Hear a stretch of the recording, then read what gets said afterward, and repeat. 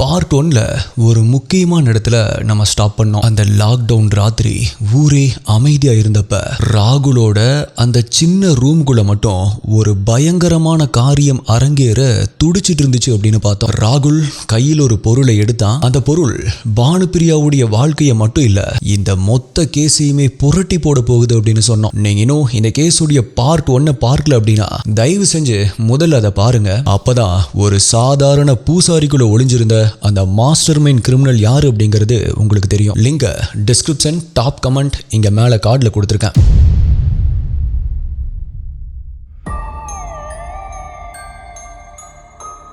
காதல் அது சில நேரங்கள்ல அழகான கவிதையா இருக்கும். ஆனா ராகுலுடைய வாழ்க்கையில அது ஒரு கொடூரமான நரகமா மாறிச்சு. இன்னைக்கு பார்ட் 2ல நீங்க பார்க்க போறது எத்தனையோ த்ரில்லர் சினிமாக்கள்ல கூட நீங்க பார்க்காத ஒரு கொடூரமான disposal plan. 1300 episodes crime petrol பார்த்த ஒருத்தன் தன்னுடைய கையால ஒரு கொலையை செஞ்சுட்டு அந்த பிணத்தை மறைக்கிறதுக்காக அவன் தேர்ந்தெடுத்த வழி இருக்கே, அது உங்களுடைய ரத்தத்தையே உறைய வைக்கும். யாராலையுமே கண்டுபிடிக்க முடியாத ஒரு பிளான் அவன் எப்படி போட்டான். நம்ம எல்லாருமே கொரோனாவுக்காக பயந்து வீட்டுக்குள்ள இருந்த அந்த லாக்டவுன் ராத்திரி அப்படி என்னதான் நடந்துச்சு உங்களுக்கு ஒண்ணு தெரியுமா? அந்த ரூம்குள்ள ராகுல் செஞ்ச அந்த ஒரு விஷயம், அத ஒரு சாதாரண மனுஷன் நினைச்சு கூட பார்க்க முடியாது. வாங்க அந்த நடுக்கம் தரக்கூடிய மே 12 ராத்திரிக்குள்ள உங்களை நான் இப்ப கூட்டிட்டு போறேன். நீங்க பார்த்துட்டு இருக்கிறது சரவணன் டிகோட்ஸ். நான் உங்கள் சரவணன். வாங்க இன்னைக்கு வீடியோக்குள்ள போலாம்.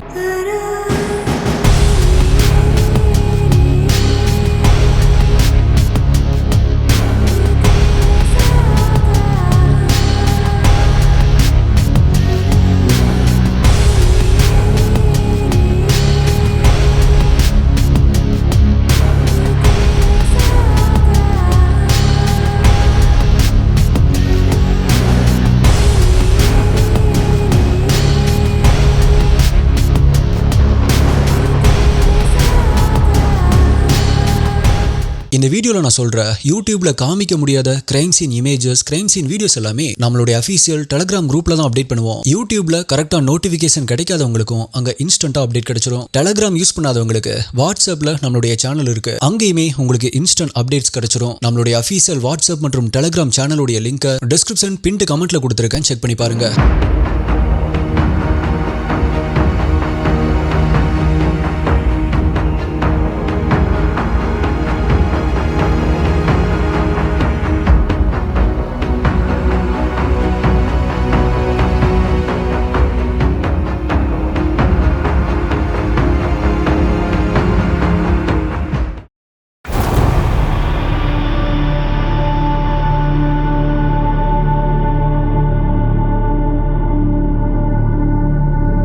மே 12, 2020 இந்த தேதியை ராகுலால சாகுற வரைக்குமே மறக்க முடியாது. ஏன்னா அன்னைக்கு தான் அவன் ஒரு பூசாரியா இருந்து ஒரு கொலையாளியா மாறினான். அன்னைக்கு ஊர் முழுக்கவே லாக்டவுன். ராஜ் சமந்த் நகரம் அப்படியே மயான அமைதியா இருக்கு. ஊருக்குள்ள தெருவிளக்குகள் மட்டும் அங்கங்க எரிஞ்சிட்டு இருக்கு. போலீஸ் ஜீப்புடைய சைரன் சத்தம் தூரத்துல கேட்டுட்டு இருக்கு. ராகுலுடைய அந்த சின்ன அபார்ட்மெண்ட் ரூம்குள்ள ஒரு பழைய 0 வாட்ஸ் பல்ப் மட்டும் எரிஞ்சிட்டு இருக்கு. ராகுல் அன்னைக்கு நாள் முழுவதுமே கஷ்டப்பட்டு டீ தூள் பிசினஸ் பண்ணிட்டு ரொம்பவே பசியோட சோர்ந்து போய் வீட்டுக்கு வரான். உள்ள வந்ததுமே அவன் பானுப்பிரியா கிட்ட கேட்கிற முதல் கேள்வி சாப்பாடு இருக்கா அப்படிங்கறது தான். ஆனா அன்னைக்கு பானுப்பிரியாவுடைய மன நிலைமை வேற மாதிரி இருந்துச்சு. ஏற்கனவே ராகுலுடைய டார்ச்சர்ல வெறுத்து போயிருந்தவங்களுக்கு அன்னைக்கு அந்த வலிப்பு நோயுடைய தாக்கம் ரொம்பவே அதிகமா இருந்துச்சு. இப்ப ராகுல் ஹால்ல இருந்து கிச்சன்ல போய் பார்க்கறான். அங்க கிச்சன்ல இருந்த பாத்திரங்கள் எல்லாமே காலியா இருக்கு. இத பார்த்து கோவமானவன் பானுப்பிரியாவை கிச்சன்ல இருந்து பாக்குறான். அப்ப பானுப்பிரியாவோ கீழே தரையில் உட்கார்ந்துட்டு ஏதோ வெறிச்சோடி போன மாதிரி செவுத்த பார்த்து முழிச்சிட்டு இருந்தாங்க. ராகுல் உடனடியா கத்த ஆரம்பிக்கிறான். நானும் காலையிலிருந்து கஷ்டப்பட்டு உழைச்சிட்டு வரேன், எனக்கு ஒரு வேளை நிம்மதியா சாப்பாடு போட மாட்டியா அப்படின்னு கேட்க ஆரம்பிக்கிறான். ஆனா பானுப்பிரியா அந்த ஆக்ரோஷமான மனநிலைமையில, உனக்கு நான் எதுக்கு சமைக்கணும், எனக்கு இந்த வாழ்க்கை ஜெயில் மாதிரி இருக்கு, என்ன ஒரு வீட்டுக்குள்ள அடைச்சு வச்சிருக்க, யாரு கூடயுமே பேச விட மாட்டேங்கிற, இது ஒரு நரக மாதிரி இருக்கு, என் குழந்தைகளை விட்டுட்டு உன் கூட வந்ததே நான் பண்ண ஒரு மிகப்பெரிய தப்பு அப்படின்னு கத்த ஆரம்பிக்கிறாங்க. இப்ப எப்பவும் போல அவங்களுக்குள்ள சண்டை ஆரம்பிக்குது. பட் அப்படி ஆரம்பிச்ச ஆரம்பிச்ச அந்த சண்டை கொஞ்ச நேரத்திலேயே ஒரு கட்டத்துல கைமீறி போகுது. பானுப்பிரியா அந்த வலிப்பு நோயோட வெறியில கிச்சன்ல இருந்த வாஷ் போர்டை எடுக்கிறாங்க. அதை வச்சு ராகுல ஓங்கி அடிக்கிறாங்க. அவங்க அடிச்சதுல ஏற்பட்ட வலி ராகுலுடைய கோவத்தை உச்சத்துக்கு கொண்டு போகுது. இப்ப ராகுல் பானுப்பிரியாவுடைய கையை பிடிச்சு தள்ளுறான். ரெண்டு பேருமே தரையில விழுந்து உருள ஆரம்பிக்கிறாங்க. ஒரு கட்டத்துல ராகுல் தன்னுடைய நிதானத்தை மொத்தமா இழந்துடுறான். பானுப்பிரியாவை அப்படியே கீழே படுக்க வச்சு அவங்க மேல ஏறி உட்கார்ந்தவன் பானுப்பிரியாவுடைய கழுத்தை தன்னுடைய ரெண்டு கையாலையுமே நெரிக்க ஆரம்பிக்கிறான். ராகுல் அப்படி கழுத்தை நெரிக்கும் பொழுது பானுப்பிரியா தன்னுடைய கை கால்களை உதறாங்க. ஆனா ராகுலுடைய கண்ணுலயோ இப்ப அந்த காதல் இல்ல. அதுக்கு பதிலா பயங்கரமான வெறிதான் இருந்துச்சு. சாவடி செத்து தொலை, இவளுடைய தொல்லை தாங்கவே முடியல அப்படிங்கிற அந்த ஒரு எண்ணம் தான் அவனுடைய மூளையில ஓடிட்டு இருந்துச்சு. அத அவனுடைய வாயிலேயே முணுமுணுத்துட்டே இன்னுமே ஆக்ரோஷமா கழுத்தை நெரிக்க ஆரம்பிக்கிறான். கொஞ்ச நேரத்திலேயே பானுப்பிரியாவுடைய அந்த போராட்டம் அடங்குது. அவங்களுடைய உடல் அப்படியே அசைவில்லாம போகுது. ராகுல் இப்ப தன்னுடைய கையை எடுக்கிறான். அந்த ஒரு நொடிதான் அவனுக்கு உண்மை புரிய ஆரம்பிக்குது. பானுப்பிரியா இறந்துட்டாங்க. இப்ப அந்த அர்த்த ராத்திரியில அந்த ஒரு சின்ன ரூம்ல ராகுலும் ஒரு பிணமும் மட்டும்தான் இருக்கு. அந்த இரவு நேரத்துல வெளியே ஊரே ரொம்பவே அமைதியா இருக்கு. ராகுல் இப்ப பயங்கரமா மூச்சு வாங்கிட்டே அப்படியே செவுத்துல சாஞ்சு தரையில உட்கார்றான். அதுல இருந்து கொஞ்ச நேரம் கழிச்சுதான் நம்ம என்ன செஞ்சிருக்கோம் அப்படிங்கறதே அவனுக்கு ரியலைஸ் ஆகுது.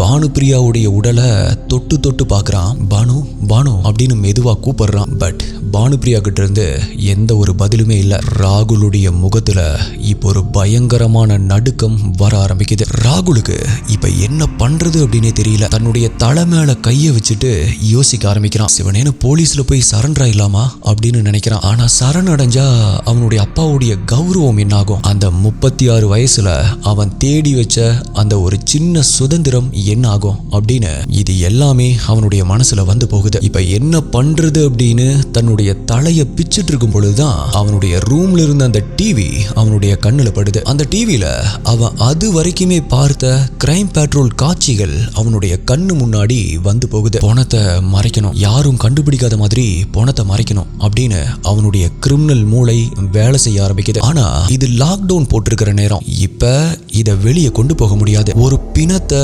வீட்டுக்குள்ளேயே வச்சுட்டு லாக்டவுன் நேரத்துல எப்படி மறைக்க முடியும் அப்படின்னு யோசிக்க ஆரம்பிக்கிறான். ஆனா என்னதான் லாக்டவுன் அவனுக்கு ஒரு சாபமா தெரிஞ்சாலுமே அது அவனுக்கு ஒரு வாய்ப்பாகவும் மாறுது. பிகாஸ் அந்த அபார்ட்மெண்ட்ல இருந்த மத்தவங்க எல்லாருமே லாக்டவுன்னால அவங்களுடைய ஊருக்கு போயிருந்தாங்க. ராகுல் மட்டும்தான் இப்ப அந்த பிணத்தோட அவனுடைய ரூம்ல தனியா இருக்கான். அவன் பார்த்த அந்த 1300 crime episodes, crime patrol episodes அவனுக்கு என்ன சொல்லி கொடுத்துச்சு? அந்த பிணத்தை அவன் எப்படி மறைச்சான்? ராகுல் இப்ப செவுத்துல சாஞ்சபடி உட்கார்ந்துட்டு இருக்கான். பானுப்பிரியாவுடைய இறந்த உடல் அவனுக்கு முன்னாடி கீழே தரையில கிடக்குது. அப்படி செவுத்துல சாஞ்சு உட்கார்ந்துட்டு அவனுடைய ரூம்ல இருந்த டிவிய வெறிச்சு பார்த்துட்டு இருந்தவன் கொஞ்ச நேரத்திலேயே அவனுடைய மொபைல் எடுத்து அந்த கிரைம் பேட்ரோலுடைய பழைய எபிசோட்ஸ தேடி தேடி பார்க்க ஆரம்பிக்கிறான். அப்பதான் அவனுடைய கண்ணுல ஒரு விதமான வெறித்தனமான தெளிவு பிறக்குது. எஸ்டிஐ ராகுல் இப்போ ஒரு சாதாரணமான மனுஷன் கிடையாது. அவன் ஒரு ஸ்காலர் மாதிரி ரிசர்ச் பண்ண ஆரம்பிச்சான். பட் அவன் படிக்கிறது புத்தகத்தை இல்ல, கிரைம் பேட்ரோல் எபிசோட்ஸ்களை. உங்களுக்கு தெரியுமா, ராகுல் கிட்டத்தட்ட 1300 எபிசோடுகளை ஒரு வரி விடாம பார்த்திருந்தான். ஒரு கொலையை செஞ்சதுக்கு அப்புறமா அந்த பணத்தை எப்படி டிஸ்போஸ் பண்ணணும், போலீஸ் தடயங்களை எப்படி சேகரிப்பாங்க, ஒரு கொலையில எந்த இடத்துல தப்பு நடக்கும் அப்படின்னு எல்லாத்தையுமே நோட்ஸ் எடுக்கிற மாதிரி பார்த்திருந்தான். அது மட்டும் இல்ல, அந்த லாக்டவுன் நேரம் அவனுக்கு ஒரு பெரிய வரப்பிரசாதமாவே அமைஞ்சது. பிகாஸ் நான் ஆல்ரெடி சொன்ன மாதிரி அபார்ட்மெண்ட்ல இருந்த மத்த எல்லாருமே அவங்கவங்க ஊருக்கு போயிருந்தாங்க. கேட்கறதுக்கு ஆளே இல்ல, தடுக்கிறதுக்கு யாரும் இல்ல. ராகுல் இப்போ ஒரு ஒயிட் கலர் பேப்பர் எடுக்கிறான். அதுல ஒரு மேப் மாதிரி வரைய ஆரம்பிக்கிறான். பாடி, ஸ்மெல், டிஸ்போசல் அப்படின்னு 3 வார்த்தைகளை எழுதுறான். அப்படி எழுதின அவனுடைய பார்வை அந்த ரூம்ல இருக்கிற ஜன்னல் வழியா வெளியே போகுது. ஆக்சுவலா அவன் ஆக்சுவலா அவன் அந்த பேப்பர்ல எழுதின மாதிரி இப்ப ராகுலுடைய முதல் சவால் என்ன அப்படின்னா அந்த உடல்ல இருந்து வரக்கூடிய ஸ்மெல் தான். ஒரு உடல் அழுக ஆரம்பிச்சது அப்படின்னா அந்த ஏரியாவே நாறி போயிடும். அதுக்கப்புறமா உடனடியா போலீஸ் அங்க வந்துருவாங்க அப்படிங்கிறது அவனுக்கு தெரியும். சோ அதை எப்படி சமாளிக்கிறது அப்படின்னு யோசிக்கும் போதுதான் அவனுக்கு அந்த ஐடியா கிடைக்குது. ஆக்சுவலா நீங்களும் கிரைம் பெட்ரோலை பார்த்துருப்பீங்க. நம்மளுடைய சேனல் வீடியோஸ்ல பல கேசஸ்ல பார்த்துருப்பீங்க. கொலை பண்ணிட்டாங்க அப்படின்னா பிணத்தை துண்டு துண்டா வெட்டுவாங்க, இல்ல அப்படின்னா ஆசிட்ல கரைப்பாங்க. பட் ராகுலோ அது எல்லாத்தையுமே விட ஒரு புத்திசாலித்தனமான வழியை யோசிச்சான். அந்த உடல் இந்த உலகத்துக்கே தெரியக்கூடாது, அதே சமயம் அது எங்கேயுமே வெளியே போகவும் கூடாது. அப்பதான் அவனுடைய கண்ணுல அந்த ப்ளூ கலர் ட்ரம் படுது. ஆக்சுவலா ராகுல் அந்த பணத்தை என்ன பண்றது அப்படின்னு யோசிச்சப்ப அவனுக்கு ஒரு பெரிய அதிர்ஷ்டம் அவனுடைய வீட்டுக்கு கீழேயே காத்துட்டு இருந்துச்சு. அந்த நடு ராத்திரியில ராகுல் தன்னுடைய வீட்டுடைய பால்கனியில இருந்து கீழே பார்க்கறான். லாக்டவுன் காரணமா அந்த அடுக்குமாடி குடியிருப்புல நடந்த கட்டுமான வேலைகள் பாதியிலேயே நிறுத்தப்பட்டிருந்துச்சு. அங்க சில சிமெண்ட் மூட்டைகளும் பழைய நீல நிற பிளாஸ்டிக் ட்ரம்முகளும் அங்கேயும் இங்கேயும் செதறி கிடக்குது. இப்ப ராகுல் மெதுவா கீழே இறங்கி போய் ஒரு பெரிய ப்ளூ கலர் பிளாஸ்டிக் ட்ரம்ம அவனுடைய ரூமுக்கு தூக்கிட்டு வரான். உங்களுக்கு தெரியுமா ஸ்ரீயை, ராகுல் அந்த பணத்தை அந்த ட்ரம்முக்குள்ள வைக்கிறதுக்கு முன்னாடி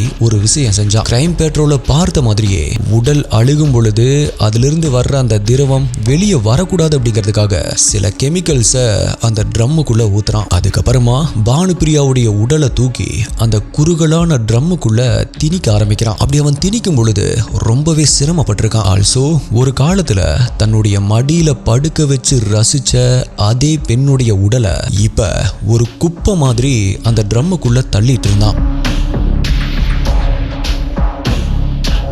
அதுக்கப்புறமா அகைன் கீழிருந்து சில சிமெண்ட் மூட்டைகளை எடுத்துட்டு வந்து சிமெண்ட் மூட்டையை திறந்து மணலோட கலக்க ஆரம்பிக்கிறான். அப்படி அவன் ரெடி பண்ண அந்த கான்கிரீட் மிக்ஸை அந்த சிமெண்ட் கலவைய ட்ரம்முக்குள்ள அள்ளி அள்ளி ஊத்த ஆரம்பிக்கிறான். அந்த ட்ரம்முடைய விளிம்பு வரைக்குமே சிமெண்ட் நிரம்புது. அதுக்கப்புறமா ஒரு கரண்டியை வச்சு அந்த சிமெண்ட்டை சமப்படுத்துறான். அப்படி சமன்படுத்தினதுக்கு அப்புறமா அப்பதான் அவனுக்கு ஒரு நிம்மதி வருது. அவனுடைய முகத்துல இப்ப எந்த ஒரு கவலையுமே இல்லை. ஒரு வேலையை செஞ்சு முடிச்ச திருப்தி தான் அவனுடைய முகத்துல தெரிய ஆரம்பிக்குது. ட்ரம்ம ரொம்பவே பக்காவா சீல் பண்ணிட்டான். ஆனா இங்கதான் ராகுலுடைய அந்த வஞ்சகமான புத்தி வேலை செய்யுது. ஆக்சுவலி அந்த ட்ரம்ம அப்படியே வச்சோம் அப்படின்னா கண்டிப்பா யாருக்காவது சந்தேகம் வரும் அப்படின்னு நினைச்சு அதுக்கு மேல சில துணிகளையும் ஒரு பிளாஸ்டிக் கவரையுமே போட்டு அதை ஒரு பழைய பர்னிச்சர் மாதிரி மாத்தி வைக்கிறான்.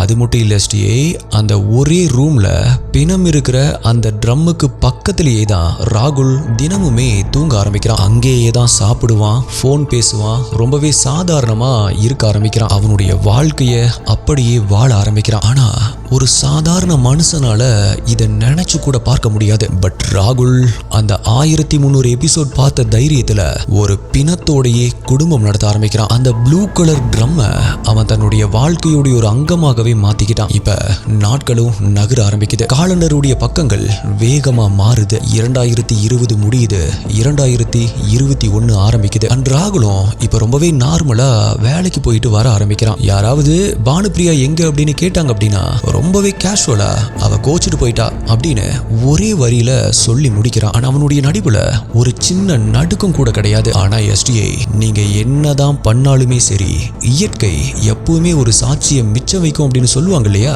அது 2022 ஒரு நாள் ராகுல் வேலை முடிஞ்சு வீட்டுக்கு வரும் பொழுது நடக்க ஆரம்பிச்சது.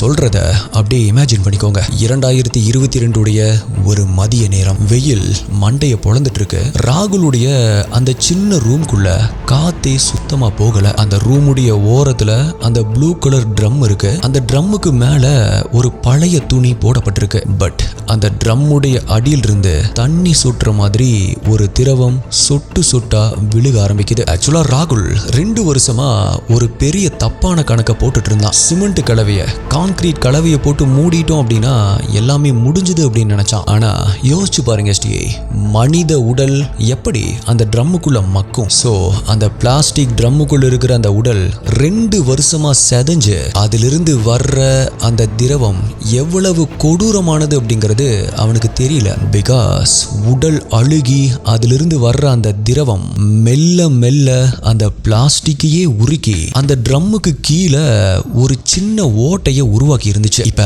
நீங்க அந்த ரூம்ல இருக்கிறதா ஜஸ்ட் இமேஜின் பண்ணிக்கோங்க. கண்டிப்பா உங்களால மூச்சை விட முடியாது. பிகாஸ் ஒரு அழுகி போன மாமிசத்துடைய வாடை, அதுவும் 2 வருஷம் பழைய வாடை அந்த ரூம் முழுக்கவே இப்ப பரவி கிடக்குது. அந்த ப்ளூ கலர் ட்ரம்முடைய அடியிலிருந்து ஒரு தார் மாதிரி கருப்பான ரொம்பவே கெட்டியான ஒரு திரவம் சொட்டு சொட்டா கீழே விழுந்து தரை முழுவதுமே பரவ ஆரம்பிக்குது. அது சும்மா திரவம் இல்ல, அதுதான் ராகுலுடைய மரண சாசனம்.